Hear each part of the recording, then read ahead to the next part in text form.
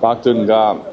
hetimet e deri tanishme, grupi hetimor i policisë dhe efektive zjarfikës ka gjetur një mbetje të një bombole, po themi, të vogël të gazit, petrogaz, jo nga ato bombolat MV, e cila është sekuestruar në cilësinë e provës materiale, po ashtu e vetmja gjë që është gjetur brenda banesës janë edhe mbetje të sustës së shtratit. Gjithashtu jashtë banesës janë çantat e familjes Qelaj, të cilat i kishin lënë aty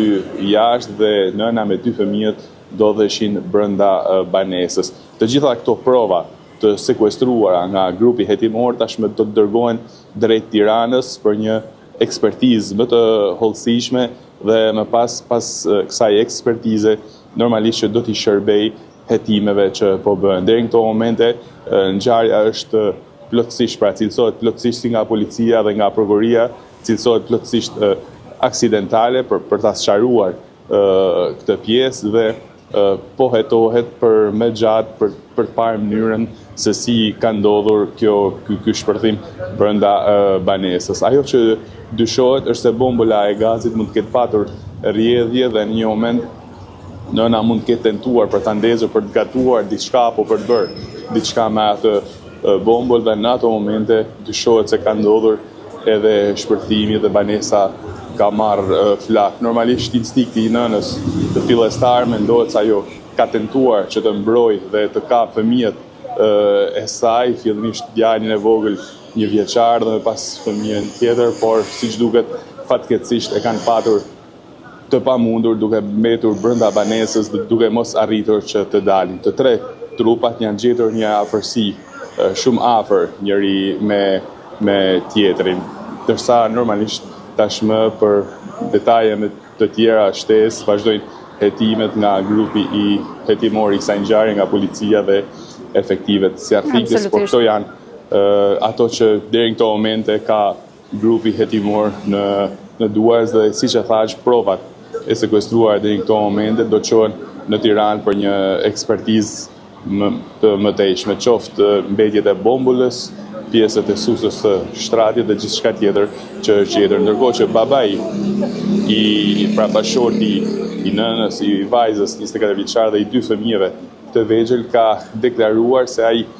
kishte shkuar poshtë një market për të blerë disa gjëra dhe në momentin kur ai nuk ka qenë aty ka ndodhur e gjithë ngjarja. Duhet thënë se shtëpia është një terren të thyer malor dhe nga vendi ku të lë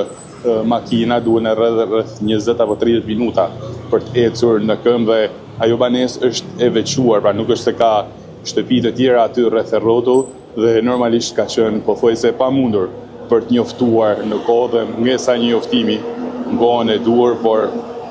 edhe terreni i thyer malor atje kanë qenë fatale duke mos i dhënë asnjë mundësi familjes fjalë dhe duke shkërmbuar gjithçka. Po ashtu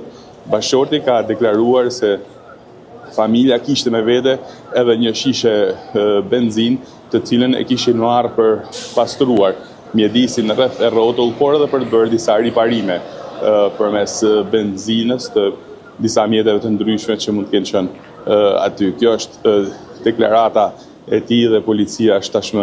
duke hetuar këtë ngjarje që, siç e thash, deri këto momente cilësohet plotësisht aksidentale, si nga policia, po ashtu edhe nga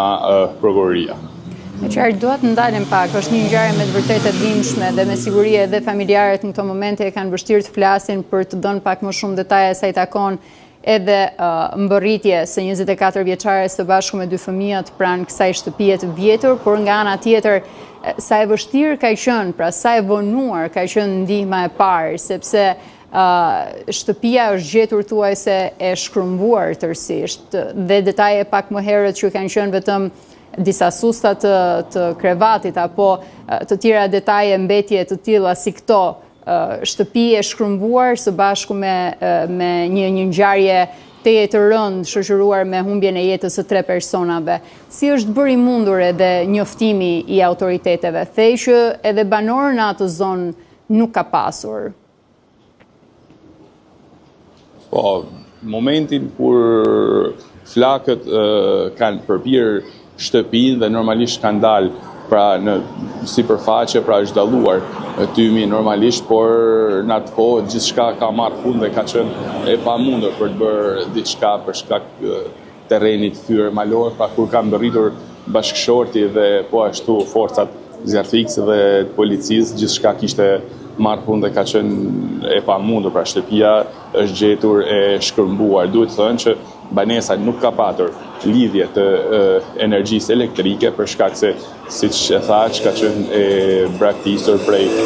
shumë vitesh, por vetëm ditën e djeshme familja Qelej shkoi atje për të qëndruar disa orë dhe e gjitha u kthye në një tragjedi. Pra në momentin kur kanë shkuar qoftë bashorti apo kushdo tjetër që ka mbërritur i pari aty, gjithçka kishte marrë fund dhe ka qenë totalisht e pamundur për të bërë diçka fatkeqësisht në ato momente, siç e thash, për shkak të vendit ku ndodhet shtëpia, që është e veçuar, por edhe terrenit thyer malor. Banesat e tjera duhet të ecësh rreth 5 minuta, 3-4 minuta, nuk e di diçka e tillë për shkuar tek banesat e tjera që janë aty më poshtë rreth rroto. Dhe pjesa më e madhe janë të pabanuara. Vetëm një banesë pak më poshtë ndodheshin disa njerëz që edhe ata kishin shkuar, pra shkojnë tani verës në banesat e vjetra dhe nuk ka qenë askush momentin kur kanë rënë flakët e zjarrit. Po ashtu edhe normalisht nuk është dëgjuar, sepse nuk është se ka patur një shpërthim aq fuqishëm sa të dëgjohet në gjithë zonën, pra ka qenë tërësisht e pamundur për të bërë diçka. Rrethana me të vërtetë fatkeqe për të shkaktuar pikërisht një tragjedi të përmasave të tilla. Unë të falenderoj për detajet, Senad, që përcolle për Radio CNN.